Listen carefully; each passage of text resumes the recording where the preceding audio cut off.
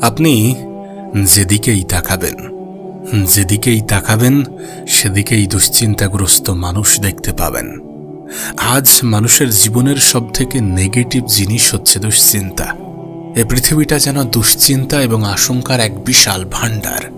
মানুষের জীবনে টেনশনের যেন কোনো শেষ নেই, অশান্তির যেন কোনো শেষ নেই।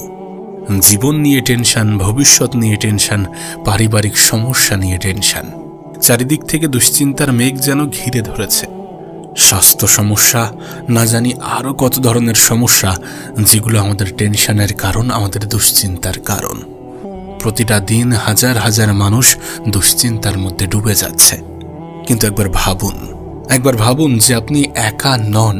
আপনার দুশ্চিন্তা, আপনার মন খারাপ, আপনার টেনশন, আপনার জীবনের সমস্যা, সকল বিষয়ে তিনি অবগত।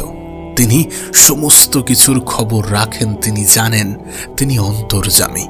আপনার মনের খবর রাখেন। হ্যাঁ, আমি তাঁর কথা বলছি, যিনি আপনাকে আপনার মা বাবার চেয়েও বেশি ভালোবাসেন, যিনি আপনাকে আপনার থেকেও বেশি ভালোবাসেন। তিনি আর কেউ নন, এ পৃথিবীর পরিচালক, আমাদের জীবনের নিয়ন্ত্রক, আমাদের রব, আমাদের আল্লাহ। আল্লাহ পাক বলেন, আমি মানুষকে সৃষ্টি করেছি এবং তার মনে যে অনুভব এবং চিন্তার উদয় হয় তা আমি জানি। আমি তার অন্তরের সাথে যুক্ত, তার ঘাড়ে অবস্থিত শিরা অপেক্ষা আরও নিকটবর্তী। আল্লাহ পাক আমাদের প্রত্যেকটা চিন্তা জানেন। আমাদের দুশ্চিন্তা, আমাদের অশ্রু, আমাদের রাত জাগা, ঘুমহীন চোখ, সমস্ত বিষয়গুলোই আপনার রব জানেন, আমাদের আল্লাহ জানেন। কিন্তু কি বলেন তো, আমাদের রব এটাও স্পষ্ট করেছেন যে ব্যক্তি আল্লাহ তাআলাকে ভয় করে তিনি তার জন্য উত্তরণের পথ বার করে দেন এবং তাকে এমন উৎস থেকে রিজিক দেন যেটা সে কল্পনাও করতে পারে না। বিশ্বাস করুন, যদি আপনি তাকওয়া অবলম্বন করেন তাহলে আল্লাহ পাক এমন পথ খুলে দেবেন যেটা আপনি কখনো কল্পনাও করেননি। শুধু দুশ্চিন্তা করার পরিবর্তে আমাদেরকে ধৈর্য ধরতে হবে, আমাদেরকে সবর করতে হবে। সবকিছু তো সময়ের অপেক্ষা, আর তিনি জানেন উপযুক্ত সময় কোনটি। আমরা হয়তোবা জানি না, ওই জন্য আমরা দুশ্চিন্তা করি, আমরা টেনশন করি, আমরা মন খারাপ করি, আমরা হতাশ হই। কিন্তু আমাদের কাজ হচ্ছে ধৈর্য ধরা, আমাদের কাজ হচ্ছে রবের উপরে বিশ্বাস রাখা, নিজের উপরে বিশ্বাস রাখা, নামাজের মধ্যে রবকে স্মরণ করা, আমাদের মনের সমস্ত ইচ্ছা, আকুতি, আকাঙ্ক্ষা আমাদের রবকে খুলে বলা। একবার ভাবুন, আমাদের প্রিয় নবী কি কম দুশ্চিন্তায় ছিলেন? তানাকে মক্কা থেকে বহিষ্কার করা হয়েছিল, তায়েফে অপমান করা হয়েছিল, যুদ্ধ, অভাব কি আসেনি তানার জীবনে?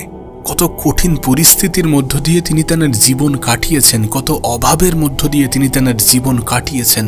অসাধারণ হয়েও তিনি সাধারণ জীবনযাপনকেই বেছে নিয়েছেন এবং সর্বোপরি রবের উপরে বিশ্বাস রেখেছেন, সবর এখতিয়ার করেছেন, ধৈর্য ধরেছেন। তিনি কিন্তু হতাশ হননি যেমনটা আমরা হচ্ছি। তানার কাছে তানার নামাজ ছিল সান্ত্বনা, আর আজ আমরা নামাজ ছেড়ে ভুলে গিয়েছি আর দুশ্চিন্তাকে আপন মনে করছি। এত পরিমাণ দুশ্চিন্তা করছি জীবন নিয়ে, যেন আমরা এই পৃথিবীতে সারা জীবনের মেহমান, যেন আমরা এই পৃথিবীতে সঙ্গে করে সব কিছু নিয়ে এসেছিলাম।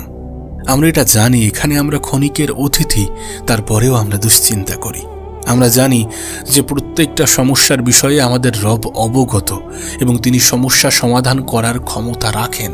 তিনিই তো সমস্যা দিয়ে থাকেন এবং তিনিই তো সমস্যার সমাধান করে দেন এবং তিনি আপনাকে আপনার থেকেও বেশি ভালোবাসেন।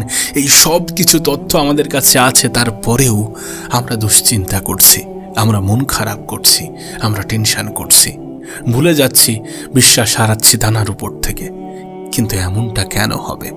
এমনটা করা কতটা গ্রহণযোগ্য, কতটা যুক্তিসম্মত? যদি গ্রহণযোগ্য না হয়ে থাকে, যদি যুক্তিসম্মত না হয়ে থাকে, তাহলে দুশ্চিন্তা করবেন না, টেনশন করবেন না। আপনার রবের উপরে বিশ্বাস রাখুন। আপনার আল্লাহ আপনার অন্তর্যামী, আপনার অন্তরের খবর রাখেন। নামাজি হয়ে যাওয়ার চেষ্টা করুন। বিশ্বাস করুন, নামাজ আমাদের জীবনে অন্যতম শান্তির চাবিকাঠি। আজকের দিনে এই সোশ্যাল মিডিয়ায় তো আমাদের মনে সন্দেহ জাগাচ্ছে যে অন্যদের জীবন এত সুন্দর, আমারটা কেন নয়? অন্যরা এত পারফেক্ট, আমি কেন নই? অন্যদের জীবনে তো কোনো সমস্যা নেই, আমার জীবনে কেন এত সমস্যা? কত সুন্দর, কত এগিয়ে তারা, আমি কেন পিছিয়ে? তাদের কত অর্থ, আমার কেন নেই? এই সমস্ত নানাবিধি প্রশ্ন আমাদের মনে অনেক বেশি সন্দেহ তৈরি করছে, আমাদের যোগ্যতার উপরে প্রশ্ন তুলছে, রবের উপরে প্রশ্ন তুলতে বাধ্য করাচ্ছে। কিন্তু সোশ্যাল মিডিয়াতে এমন অনেক জিনিসও তো দেখানো হয় যেখানে অনেক মানুষ আপনার থেকেও খারাপ পর্যায়ে আছে, যেখানে অনেক মানুষ কত বাজেভাবে জীবন কাটাচ্ছে। কই তখন তো তাদেরকে দেখে রবের শুকরিয়া আদায় করেন না?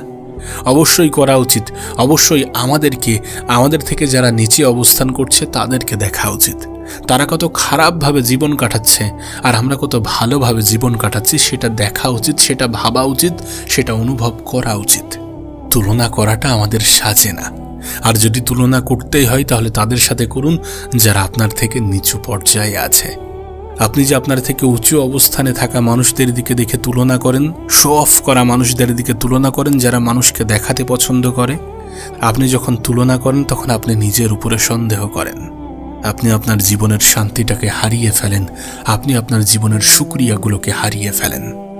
কিন্তু আল্লাহ তাআলা বলেন, নিশ্চয়ই আল্লাহর স্মরণে অন্তর প্রশান্ত হয়।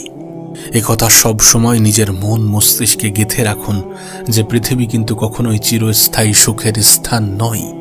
এটা পৃথিবী, এটা জান্নাত নয় যেখানে চিরস্থায়ী সুখ থাকবে।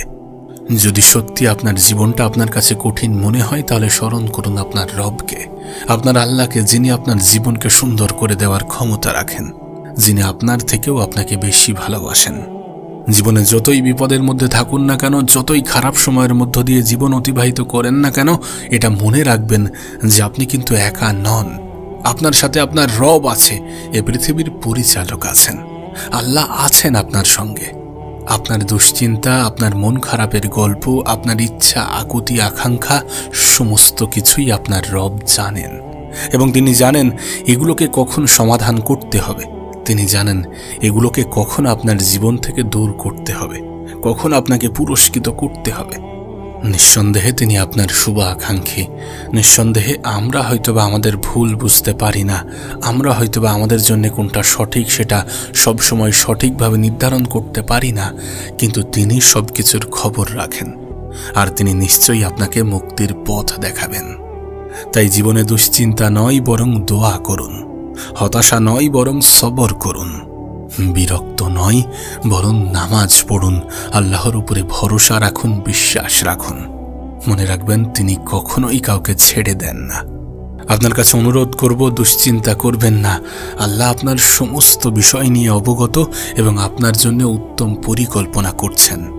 আপনি হয়তোবা জানেন না, কিন্তু আপনার রবের পরিকল্পনা আপনার পরিকল্পনার থেকেও উত্তম। মনে রাখবেন আমরা মানুষ, আমরা ভুল করি। তিনি স্রষ্টা, তানার দ্বারা কখনো ভুল হওয়া সম্ভব নয়। নিশ্চয়ই তিনি আপনাকে পুরস্কৃত করবেন। হয়তোবা তিনি আপনার ধৈর্যের পরীক্ষা নিচ্ছেন, হয়তোবা সঠিক সময়ের অপেক্ষা করাচ্ছেন।